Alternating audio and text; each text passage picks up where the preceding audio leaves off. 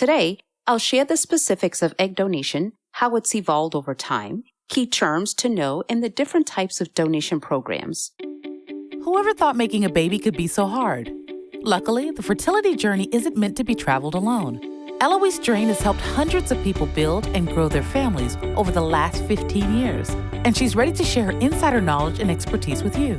So grab a seat and let's talk fertility and alternative family building in the Fertility Café. Welcome to Fertility Café. I'm Eloise Drain. With the world of social media, people tend to believe almost anything that pops up on their timeline with no thought to the resource that provided the news or information. There's information constantly storming the internet, making it hard to know what's true and what's false. And as you can imagine, there are lots of myths and misconceptions surrounding egg donation in the world of alternative family building. As founder of Family Inceptions, a surrogacy and egg donation agency, and a 6-time egg donor, I've heard my share of misinformation. Today, I'll share the specifics of egg donation, how it's evolved over time, key terms to know, and the different types of donation programs. The information I'll share will provide a snapshot on egg donation that will help egg donors and recipient parents understand what they're getting into and why many people choose this option to create their families. So sit back as we explore the ins and outs of the egg donation journey. Let's start with the obvious. What is egg donation? Egg donation is defined as a safe, tested, and relatively non-invasive medical procedure that allows eggs to be retrieved from a healthy and fertile donor. The fertile woman, known as the egg donor, donates her eggs or oocytes to another woman to help her conceive. The recipient of the eggs can either be the intended mother, also known as the recipient mother, or it could be a gestational carrier. Egg donation provides the option in which the recipient mother can carry her own pregnancy, or in which it can be used in tandem with surrogacy. Egg donation was developed in order to help infertile couples, LGBTQ families, and single individuals who wish to start a family. The first successful egg donation pregnancy was in Australia in 1983. The U.S. had the first successful transfer in 1983 that led to a birth in February of 1984. Luckily, through technology, it's a common practice now throughout the world and has very successful outcomes. I know we're speaking about egg donation in this show, but I wanted to point out that if a woman is completing IVF and using her own genetic material to carry herself, or with the assistance of a gestational carrier, she'll complete the same process as what a donor must go through. And if she's working in tandem with a gestational carrier, she'll also need to complete similar medical screening as well. It's important to note egg donation is highly regulated.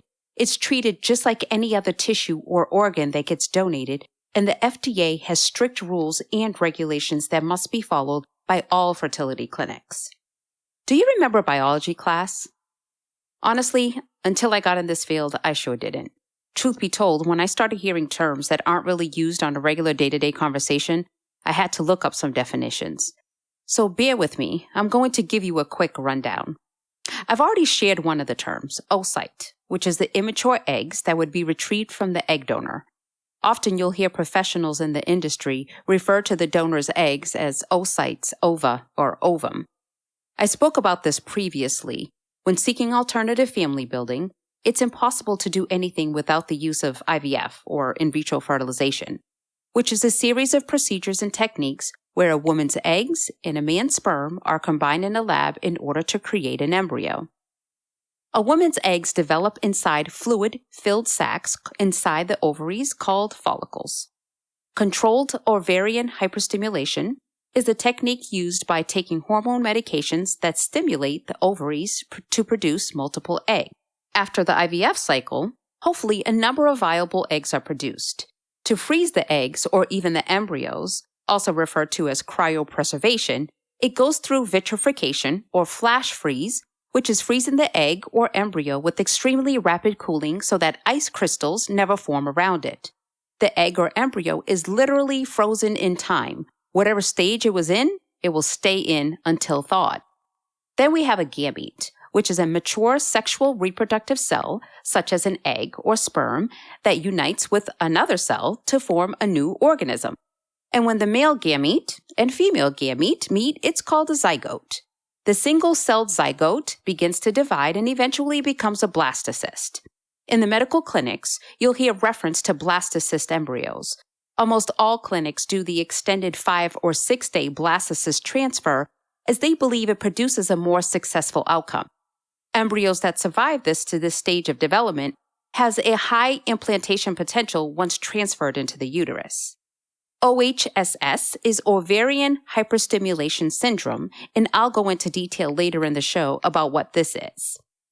FET, or frozen embryo transfers, is what the majority of clinics are all doing, and in all honesty, would prefer to do if possible. I'll share why shortly. Have I lost you yet? Are you bored? Sorry. Why does all this matter? Well, because knowing the foundation of this process can better help you visualize the process. And when the time comes when you're speaking to a medical or legal professional and they begin using some of this terminology, you can easily follow what they're talking about. If you're embarking on this journey, regardless of your role as an egg donor or a recipient parent, there's several decisions you'll need to consider on how you want to complete your journey, what type of arrangement you're comfortable with, what program would work best for you. Are you going to work with a fertility clinic, frozen egg bank, egg donation agency, or go the independent route when it's time to find your egg donor or when you're ready to donate your eggs? What about fresh versus frozen embryo transfers? Is one better than the other? One of the first decisions made in the egg donation process is the relationship that will exist between the donor and the recipient parents. Currently, the most common egg donation arrangement is an anonymous or closed egg donation. Information from both parties is kept confidential. Typically, you'll see these arrangements through the fertility clinic or frozen egg bank. Recipient parents will see a donor's profile, which would include her genetic and medical history, her family's medical history, education level, her personality, and physical description. There won't be any adult photos, and it's often limited to her baby pictures. Her full name will never be disclosed. So, to determine which donor would be a good fit, recipient parents choose donors with similar features like hair color, eye color, and blood type, to name a few. A frozen embryo transfer is always anonymous, and the egg donor has no say to whom would get her eggs, nor will she know who received it or if a pregnancy or child resulted from the donation. Given new technology with programs such as 23andMe and Ancestry.com, anonymity is quickly becoming a thing of the past. And because of this, donors and recipient parents alike are opting to do semi-anonymous donations. This arrangement is when only specific information is provided to each party, and each party would agree on what information would be shared, which is normally first names and what state they live in. It's also possible for the parties to speak over the phone. However, no one is obligated to stay in touch with the other party once the donation is complete. It's more common to find semi-anonymous arrangements when working with egg donation agencies or fertility clinics that have donors willing to complete fresh cycles.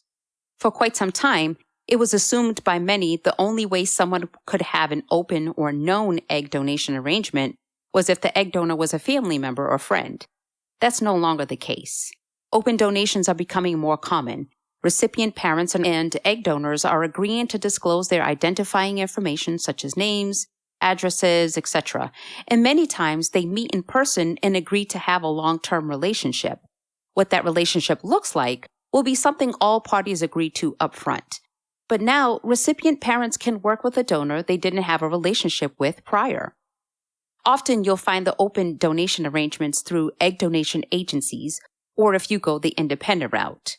It's very unusual at this current time anyway, to have an open donation with an egg donor located through a frozen egg bank or even a fertility clinic.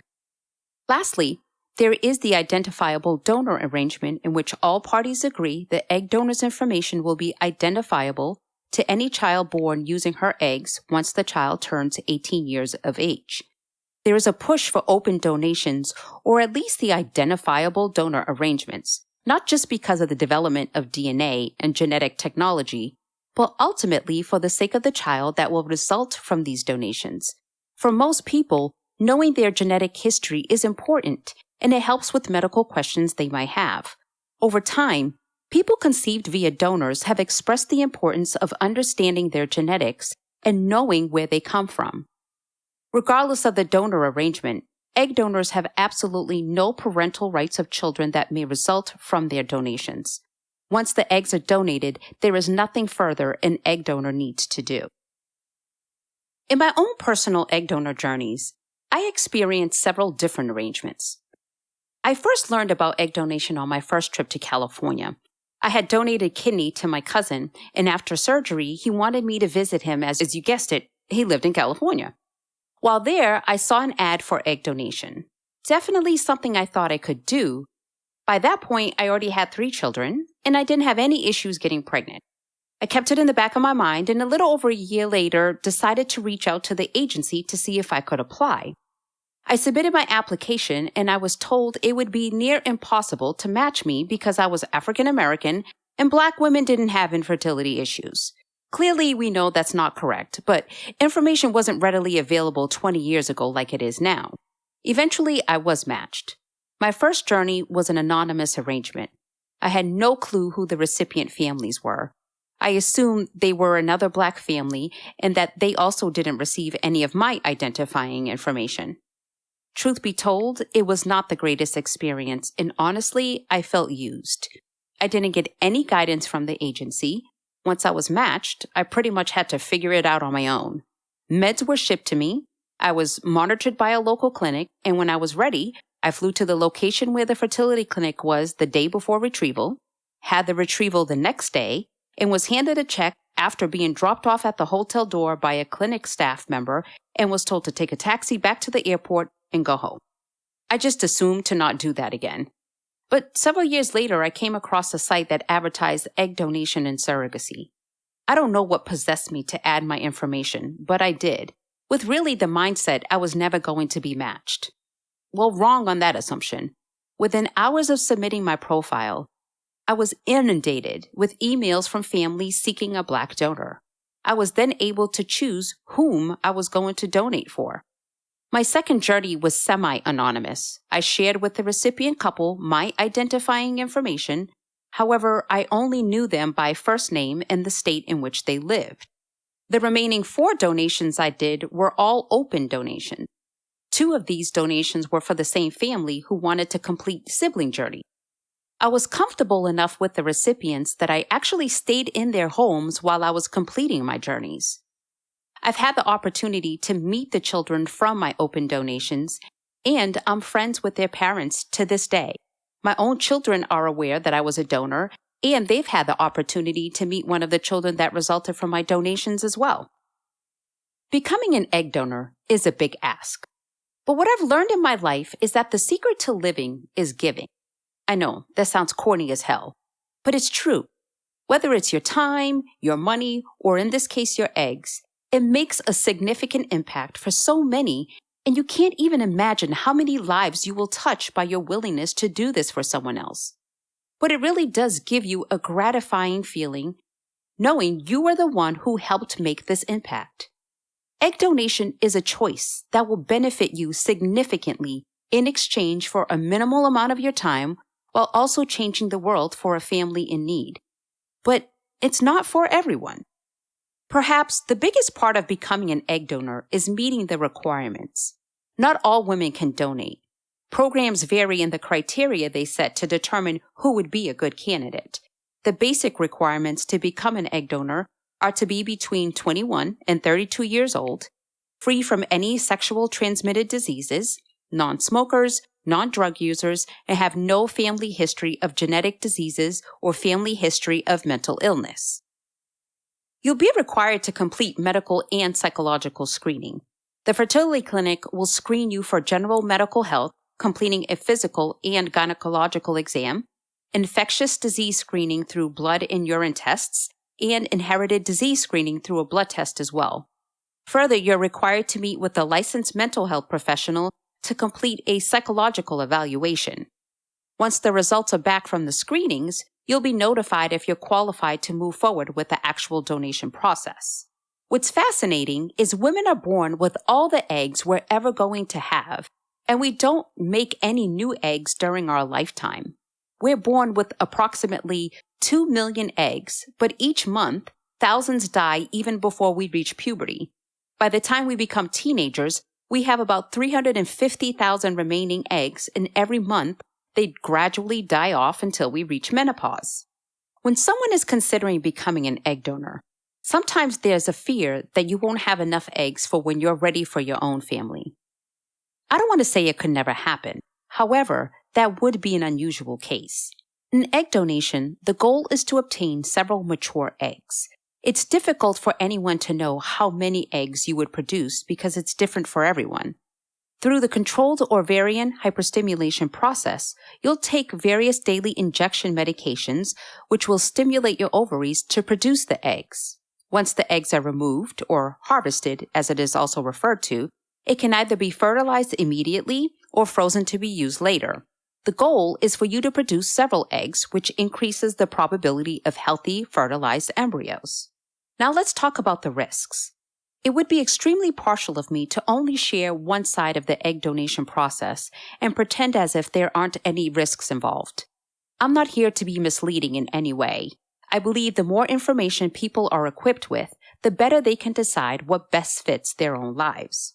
As with everything in life, especially in the medical arena, there are some risks involved with egg donation.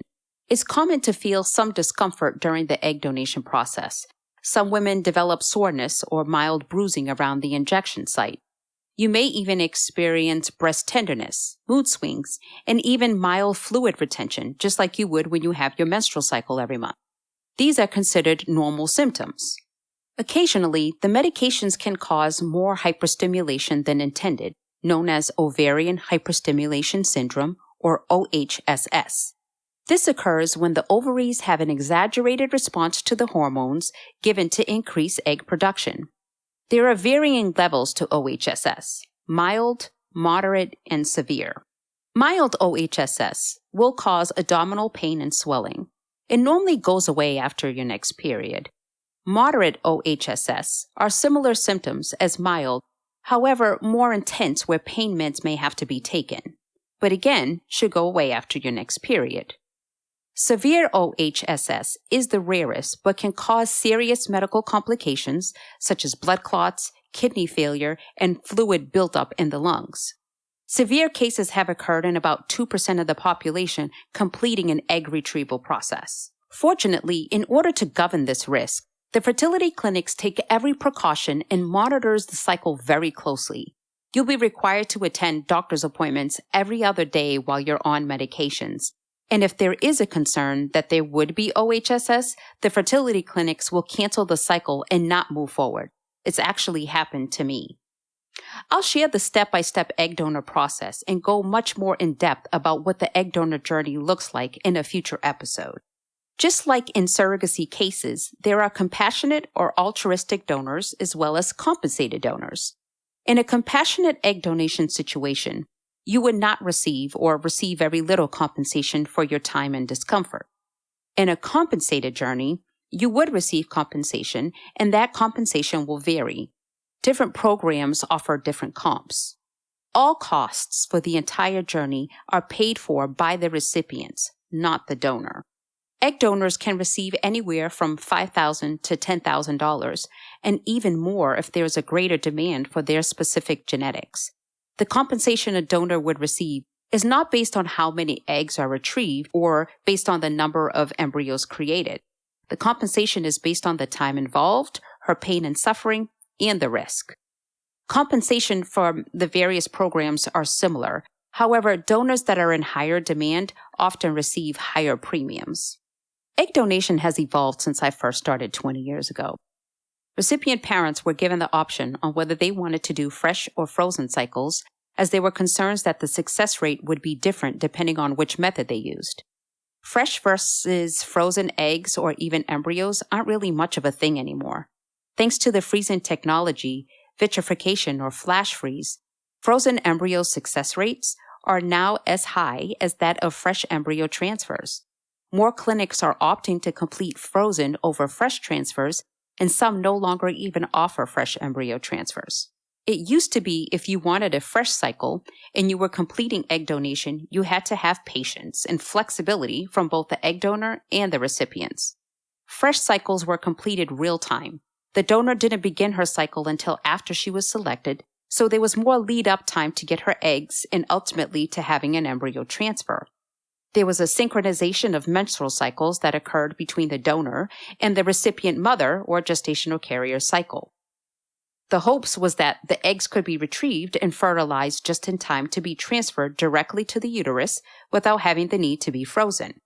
But then technology was vastly improved with vitrification, and screening such as PGS or pre-implantation genetic screening or PGD, pre-implantation genetic diagnosis, was vastly improved.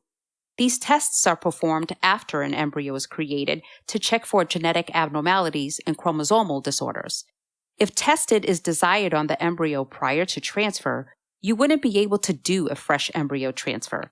The embryos need to be frozen to complete these tests. Frozen embryo cycles are more routine because it does offer more benefits. One, of course, it's ready to go as soon as recipient mother or the gestational carrier are ready to go.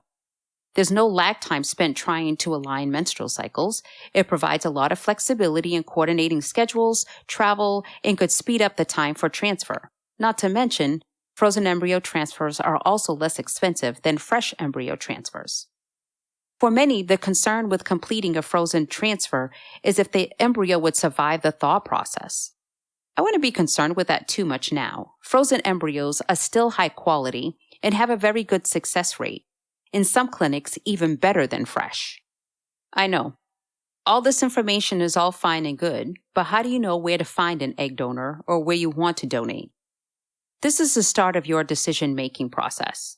Do you work with a fertility clinic in-house donor database, frozen egg bank, egg donation agency, or go the independent route? It's best to inquire with a fertility clinic while you're doing your research as to what options they have. Banks can be standalone facilities and/or part of a fertility clinic. If it's a standalone facility, the bank can ship the eggs to the fertility clinic of choice. Generally, if a frozen bank is part of a fertility clinic, you may only access available eggs if you're working with that facility or their clinic's network. Now, that's not always the case, but it's currently the most common. Frozen egg banks are also the most cost-effective option for a recipient. There are still many fertility clinics that only offer in-house egg donor database options where they have pre-screened candidates, but she doesn't begin the full medical screening or actual medication and retrieval process until after she has been selected. Then there are egg donation agencies, which are often separate from a clinic. If you find an egg donor through an agency, the agency will work directly with the fertility clinic of choice and manage the process with the individual chosen. Independent journeys are when the egg donor and recipient have found themselves directly and agree to work with each other. You still must go through the fertility clinic to complete the medical process, but there are no middlemen connecting you. There are various platforms in which individuals advertise that they are either looking to become or looking for an egg donor. Each program offers different options for your family building needs. As a recipient parent, it's important to consider what your family goals are regarding how many children you would like to have. You must take into consideration these factors, especially if you would like to have more than one child and want your children to be genetically related. You'll want to take into consideration how likely will the eggs produce embryos and how many embryos will be produced. Unfortunately, a transfer doesn't always take on the first attempt. If you only have one embryo, would you start the process all over again? Frozen egg banks are the quickest and the least expensive way to find donor eggs, which are already produced and ready to be fertilized. Banks sell eggs in lots of 6 per batch. Provided there are enough eggs, you may purchase more than one lot from the same donor. You can rest assured that the facility has fully screened the donor, and you'll be able to select the eggs produced by your donor who meets your desired criteria. You'll receive medical and genetic history on her and her family, education level, and information on her physical characteristics and personality. You'll likely only see childhood photos, but sometimes you may see adult photos. This will vary on the bank. If you're working with a fertility clinic that offers a frozen egg bank, usually their donors are local and for anonymity purposes will only share the childhood photos. However, if you work with facilities that are nationwide, you may see adult photos. If you're an egg donor, a bank, once you're selected, can move you through the process fairly quickly. You undergo medical screening, sign consent forms, start your meds, have your retrieval, receive your compensation, and you're done. But remember, you'll have no say who gets your eggs or how many people they're offered to. It's understandably a personal choice. If you're a woman who wants information or more detail on who you're donating to, a frozen egg bank may not be the best option. If you're okay with not knowing, then you may find donating through a bank is quick, efficient, and fulfilling. Frozen egg banks also have a stricter guideline on the donors they allow into their program. As mentioned earlier, if you decide to work with the fertility clinic's in-house egg donor program, the donor is usually pre-screened, but may not have completed all of her screening and no eggs have been retrieved yet. Once recipient parents select a donor, the clinic will complete her medical cycle and retrieve the eggs. Unlike frozen banks, usually you will receive all the eggs produced by the donor. As an egg donor, the downside to working with the fertility clinic's in-house program would be the waiting to be matched period before you can start the process. More than likely, once you're chosen, you're completing a donation for one family. Sometimes the clinic may ask you to complete a shared cycle, which means the eggs produced would be split between two families to help with cost. But that doesn't happen all the time. And through an in-house program through a clinic, it's still an anonymous arrangement. And if having more control of the process is important to you, then perhaps you should consider going through an egg donation agency. Through an agency, you get to decide who you will donate for. Once you're selected, you can ask the agency to provide you with the information on the recipient. Of course, how much information is shared will be dependent upon the type of arrangement everyone agrees to. Also, different than a frozen egg bank or clinic in-house program, you're required to have an egg donation agreement between the egg donor and the recipient parents when you work with an agency program. This agreement stipulates the rights, responsibilities, and desires of all parties. It'll also detail the outcome of the type of relationship going forward. And sometimes it also discusses the outcome on the remaining eggs being shared with another family if the recipient family decided that they no longer needed them. If you do decide to go through an egg donation agency, be aware that there is a waiting period. There's no time frame on how quickly you'll be matched. For the recipient parents, an agency egg donor offers more options to personalize the journey. In addition to the same information you would get from a bank or clinic in-house program, agencies normally offer a lot more photos, more about the donor's personality, and the ability to decide what type of arrangement you want with the donor, choosing from the anonymous, semi-anonymous, open, or informational arrangement I discussed earlier. Often, agencies can offer recipient parents a wider variety of donors, including donors with a specific ethnicity, race, or education level. Agencies specialize in recruiting these donors and build a network of donors to choose from. It's ordinarily why recipient parents choose to work with an agency. Because you do receive all the eggs produced by the donor eggs through an agency can be utilized in various ways. You'll have to ensure your fertility clinic allows for these options, but you can choose to cryopreserve the eggs or fertilize them and cryopreserve the embryos. And if you're a same-sex male couple, you can split the eggs and each partner fertilizes eggs so that your children share genetics through the donor.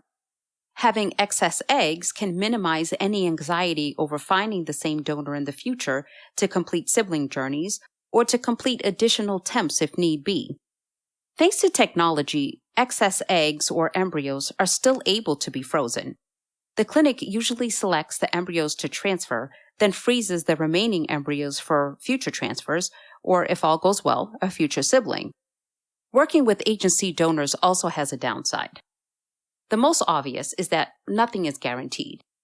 You're using a live donor in a fresh donation cycle, and there is always a chance that the donor won't produce enough viable eggs. And financially, an agency donor will cost more than a frozen bank or even fertility clinic's in-house donor program.